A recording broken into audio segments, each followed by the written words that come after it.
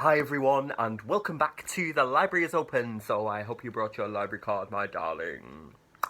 That was closer to a tongue pop than in my previous video. Still not quite there yet. Maybe I just have to accept that I can't do it properly. And that's a lesson for life, isn't it? I hope you're all doing okay. Where's my brew? Oh, it's there behind me. If you're interested, I'm drinking a lovely fruity tea from Bird and Blend, who I mentioned, I think in one of my last videos was 2020. They're a brilliant tea company. They are online, but they have shops in like several cities in the UK. And this one is inspired by Paddington Burr, and it's called Burr's Like Marmalade, and it's just really, really nice. Which is weird for me because I don't often, or rather in the past, I haven't really liked fruit teas, but I'm really sort of getting into them at the moment. And that feels a little more, I don't want to say the word healthy, but I guess less intense than having caffeine all the time, because you know I'm a proper tea fiend, so that's what I'm drinking. So in today's video, I wanted to do part one of what will be my most anticipated reads for the first half of the new year, 2021. With it being 2021, I thought, oh, but cute, and I'll do 21 different books, and then I thought, actually, that's going to be a really, really long video, so I've decided to split it into two. So these are books that are either just out or are due to be released in the first 6 months of 2021. Now, obviously, I can't account for release dates in every single country, depending on where you're located. So these will be from what I understand the UK release dates to be. There's a mix of fiction, non-fiction, and a couple of new categories that I don't normally talk about on this channel, but these books have piqued my interest. So yeah, let's do that. Let's do those first. Let's do 11 today, and in the next video I'll cover the final 10, and then what I'll do is I'll probably make another one of these videos sort of as we get to mid-year, projecting ahead to the end of the year. So this is good fun. This, the only problem with it is that like my bank balance is going so you know, I may not buy all of these, or I may try and find digital copies, or I may change my mind. Who can say? They just sound good right now. So, without further ado, let's kick off, shall we, with our first book. I've got my trusty laptop here with all the details on, and there will be some links down below to further information in the description. Okay, so the first book that's due out, or rather is out already, it came out on the 5th of January, is The Great British Vegan by Aimee Ryan. Now, you know, obviously I'm vegan. And I am one of the vegan queens, and also a huge fan and family member with those vegan guys. Both the channels for those are always linked in the description. And with this being Veganuary, even if you're not vegan, this could be something that you might be interested in, particularly if you're a fan of British cuisine, whatever that is.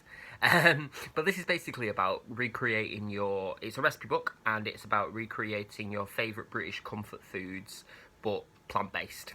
So apparently it includes full English, shepherd's pie, bangers and mash, Yorkshire puddings, beer battered toe fish and chips. I think we need to find a new word that isn't toe fish, just stray, because it just sounds weird, doesn't it? Because it just makes me think like a swimming toe.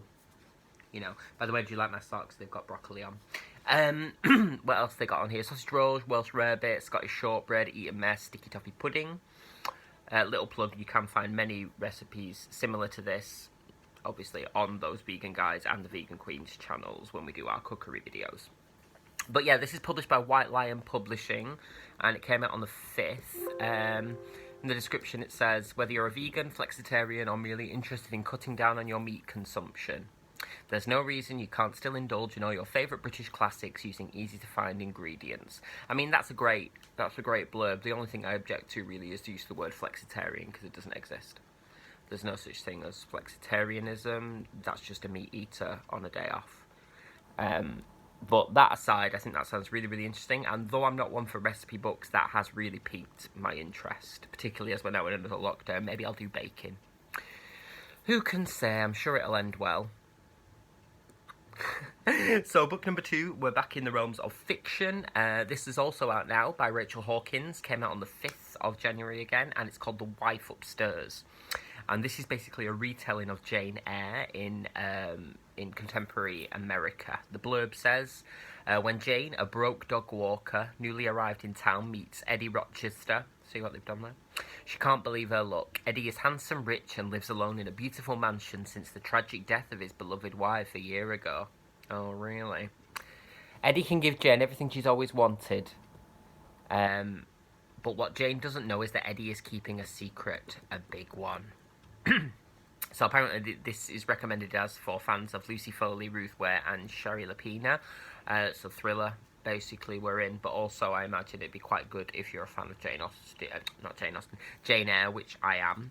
And this sounds like it could be, although slightly different genre-wise, this could be quite similar to the way that Bridget Jones's Diary uses Pride and Prejudice, and hopefully it will update it as skillfully as Helen Fielding did with Bridget Jones. So I just thought that sounded really interesting. Okay. Excusez-moi. Another one which comes out actually today, on the day that I'm filming. Oh, sorry, The Wife Upstairs is published by HarperCollins. Number 3 is another fiction by Bryan Washington, and it's his debut novel, Memorial. So it came out today, the 7th of the 1st, when I'm filming this. He was the writer of the short story collection Lot, which got a lot of really good press, both on BookTube and in the media last year. And it says, Benson and Mike are two young guys who've been together for a few years, but they're not sure why they're still a couple. When Mike finds out his estranged father is dying in Osaka, just as his acerbic Japanese mother arrives for a visit, Mike picks up and flies across the world to say goodbye.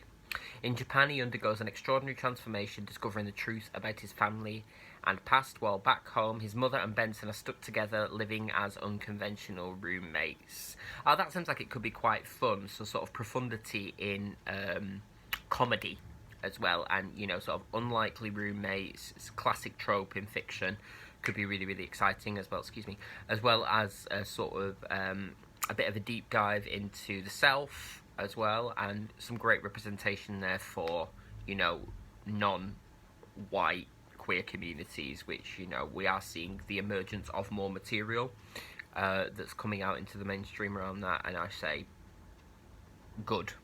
It's about time, isn't it? That's published by Atlantic Books, as I say. Number 4, this is nice. This is the new book by the author and creator of the Death in Paradise series, which, if you're not aware, is a show. Oh, my wheelie bin people are here, and it's snowing. What an interesting image. Yeah, so Death in Paradise, which is a UK created show, I believe, that is it's basically set. It's basically a sort of crime procedural set on an island, and it's really, really good, really, really good fun. I can't remember who's currently in it. I think it's Ralph Little from Royal Family at the moment, but Chris Marshall's been in it in the past, and quite a lot of namey actors and so on and so forth. It's really, really good. So this is his new one, the Marlow Murder Club, which sounds quite similar to the Tuesday Murder Club that I looked at last year, which was really, really good. And the blurb for this is, Judith Potts is 77 and blissfully happy. She lives on her own in a faded mansion just outside Marlow. Then one evening, while out swimming in the Thames, Judith witnesses a brutal murder. The local police don't believe her, so she decides to investigate herself, and is joined in her quest by Susie, a salt-of-the-earth dog walker, and Bex, the prim and proper wife of the local vicar. Together they are the Marlow Murder Club. That sounds gorgeous, doesn't it? Sort of very British, cosy, in the vein of, as I said before, the Tuesday Murder Club, but also stuff like Agatha Raisin, and so on and so forth. So I'm definitely going to be checking that out. Sounds like a really good book that I'd like to read at night, which my habits tend to be, I read sort of like murdery kind of cozy mystery stuff at night, to just sort of vary up whatever I'm reading in the day. I don't know why I do that, but it just sort of feels like it separates the two for me. And that's published also by HarperCollins. Out on the same day, which is today, is one that I'm quite intrigued by. I don't know if I'm going to get it or not, because I'm not sure, but it did pique my interest. This is fantasy. I'm not sure if it's YA fantasy or adult fantasy, but it's called Law, and it's by Alexandra Bracken. I'll just read you what it says. For centuries, Zeus has punished the gods with a game called the Agon, which turns them mortal for a week and at the mercy of being hunted by those with godly ambitions. I've got godly ambitions. I've never been invited to take part. Only a handful of the original Greek gods remain, the rest replaced by the mortals who killed them and ascended. After her family's sadistic murder by a rival bloodline, Law escapes and vows to repay her parents' sacrifice by doing one thing: surviving. Oh, so it looks like she's going to engage in this game. When Law comes home on the first night of the Agon to find Athena gravely wounded on her doorstep, the goddess offers her an alliance. But as the world trembles under the force of wrath, a god with the power to destroy all of humanity, will Law's decision to bind her fate with Athena's come back to haunt her? Ooh. That does sound quite interesting, sort of like Divergent, Hunger Games vibes, so I'm wondering if it is YA. It's published by Quercus. As I say, I may check this out, actually. I am sort of getting more into, more and more into mythology. I've been reading some stuff. Not just stuff I've covered on this channel, but about like the Greek myths and stuff like that, particularly with contemporary relevance sort of drawn as parallels. You find out more about things like that I read that I don't mention on here by following me on Twitter and Instagram, the details of which are below. Plug. So that sounds quite interesting. I probably will pick up a copy of that if it's not too difficult to get a hold of. It's weird, because sometimes books that are like published in America, on sort of websites where you can get hold of them, they have the same release date as the UK, but then when they're actually released, or the release date comes, they're not always available, so I don't know, but I will check that out, probably. Book number 6 is called White Ivy by Susie Yang. That's also out today, the 7th. And this is about a Chinese immigrant called Ivy Lin, who lives in an apartment in Boston and is desperate to assimilate with her American peers, although her parents disapprove, and because she gets bad grades and they see her as lazy and entitled. But she has a grandmother from whom she learns to shoplift to get the things she needs to fit in. So the blurb goes on to say, Ivy develops a taste for winning and wealth, and as an adult, she reconnects with the blonde-haired golden boy of a prominent political family, and thinks it's fate. But just as she's about to have everything she ever wanted, a ghost from her past resurfaces, threatening the almost perfect life she's worked so hard to build. Excellent. That sounds really, really intriguing, doesn't it? Very sort of thrillery, I feel. There is a pattern emerging with these books, clearly. Or patterns. And that's published by Headline Publishing Group, and that is out, as I say, today, the 7th. Projecting forward ever so slightly, out on the 12th, is a non-fiction title called A Swim in the Pond with the Rain by George Saunders, which is subtitles in which 4 Russians give a masterclass on writing, reading, and life. George Saunders was the author of Lincoln in the Bardo, which I didn't talk about on this channel, but was quite a big book. It was either last year or 2019, I forget. But anyway, this, as a writer and as a teacher of writing, amongst other things, this piqued my interest. It says, George Saunders guides the reader through 7 classic Russian short stories that he's been teaching for 20 years as a professor at Syracuse University. Paired with stories by Chekhov, Tolstoy and Gogol, these essays are intended for anyone interested in how fiction works and why it's more relevant than ever in these turbulent times. Now that is really, really interesting, I think, because, you know, a lot of, not just my teaching work, but also my personal practice and my interest comes from how we structure writing and what it can do. You know, previously on this channel we've discussed essay collections and how-to guides on storytelling, both in tradition and practice. So this sounds like it could be really, really interesting. I don't read enough Russian literature, really. I think it's probably because they're usually massive, but maybe this will be a nice little inroad. I did read some Russian stuff in short story form over Christmas. Some of my Christmas books had short stories by Russian authors in them, and they were pretty good, yeah. So I really quite fancy this, and I might get hold of it, particularly as George Saunders is very well respected, you know, and that's published by Bloomsbury. Okay, moving swiftly on, we have number 8, which is Luckenbooth by Jenni Fagan. This sounds really, really fascinating. This is released on the 14th of the 1st, and it says, the devil's daughter rose to the shores of Leith in a coffin. The year is 1910, and she's been sent to a tenement building in Edinburgh by her deceased father to bear a child for a wealthy man and his fiancée. The harrowing events that follow lead to a curse on the building and its residents that will last for the rest of the century. Over 9 decades, number 10 Luckenbooth Close bears witness to the emblems of a changing world. An infamous madam, a spy, a beat poet, a coal miner who fears daylight, a psychic. Just some of the residents whose lives are plagued by the building's troubled history in disparate, sometimes chilling ways. Well, that sounds really interesting. This sounds like one of those books where, multiple plot lines coalesce in a similar way to, I guess, Crash, movies like that. There are others. Love Actually, I suppose, is another example. This is published by Cornerstone, as I say, and it's out on the 14th of January. And I don't know, I really, really quite like that. I love a retrospective novel that looks at someone's life or a concept over several generations, because I think that's a really fascinating way to look at how things change and also how things stay the same, which is like, I think ever more in these times we're just being reminded of that pretty much on the regular, aren't we? So, sounds fascinating. Okay, moving swiftly on to number 9. This is one I've been looking forward to for quite a while, actually. It's because it's been teased for a while, and I think it's been out in America for quite a bit. And this is called Luster by Raven Leilani, and this is out on the 21st of January. The blurb says, Edie is just trying to survive. She's messing up in her dead-end admin job in her all-white office, is sleeping with all the wrong men, and has failed at the only thing that meant anything to her, painting. Then she meets Eric, a white middle-aged archivist with a suburban family, including a wife who has sort of agreed to an open marriage, and an adopted black daughter who doesn't have a single person in her life who can show her how to do her hair. As if navigating the constantly shifting landscape of sexual and racial politics wasn't already hard enough, with nowhere else to go, Edie finds herself falling headfirst into Eric's home and family. Now this sounds fascinating. There is, the author did, and I haven't seen it, but read it all fully yet, but there's an interview on Amazon with her where she talks about writing her debut novel. I believe this is a debut. So if you fancy that, that might be worth checking out. But yeah, this has got a lot of good kind of press, and a lot of people have been buzzing about it. Mostly American booktube and American bookstagram and so on and so forth. And this is published by Pam Macmillan, so I'm really looking forward to this. Like I say, it's one of those that's been on my watch list for a while, so I probably will get a hold of this as soon as it's released.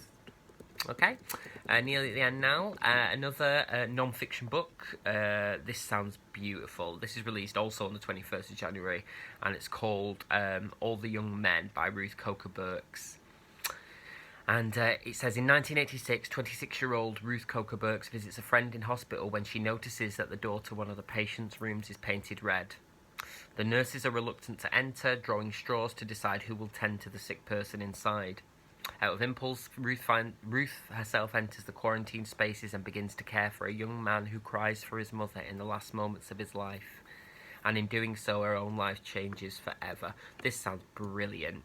Basically, this is a true life memoir of someone who was the only person in her district or area, whatever, willing to help young men affected by AIDS. It says she becomes an accidental activist and forms deep friendships with the men she helps. She fervently advocates for safety and visibility, ultimately advising Bill Clinton on the national HIV/AIDS crisis, and becomes a beacon of hope to an otherwise spurned group of ailing gay men on the fringes of society.